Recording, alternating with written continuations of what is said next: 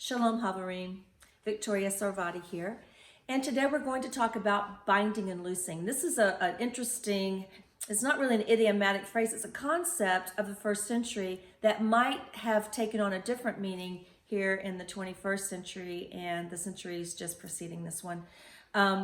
For us to really understand the roots of our faith, we have to go into that first century time setting and understand what the people understood whenever Yeshua said to Peter in Matthew 16:19 that all authority was given to him, the keys of heaven, and whatever you bind on earth shall be bound in heaven, whatever you loose on earth shall be loosed in heaven. What does that mean? Well, in that time period, the sages and the Torah readers, the Torah sages, were considered the lawyers of the time period. And the Torah was their law book.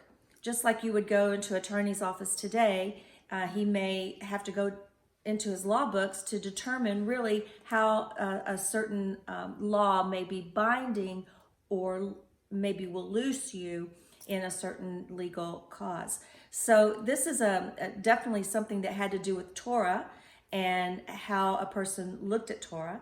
And so whatever Peter determined from Torah became a binding to the new believers, and whatever he determined the Torah loosed them from, then so it was. It's like Jesus gave him a spiritual authority to interpret and determine how the Torah applied to these believers.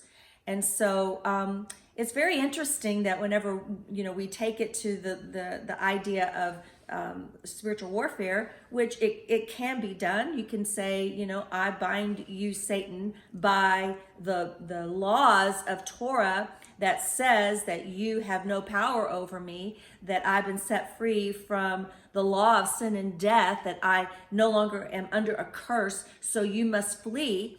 But it's also us determining how the Torah is written in such a way that we can legally tell the enemy that he is bound from our life, or that we are loosed to be free because we have been set free indeed.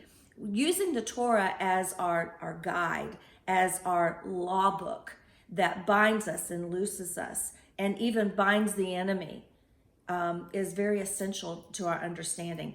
So it's good for us to go back and see the understanding of the first century and try to apply that in our life today, a more clearer understanding, so that we don't go off into tangents and create something that really wasn't intended in that first century understanding. We are Christians. We are Gentiles that have been grafted into a Jewish faith.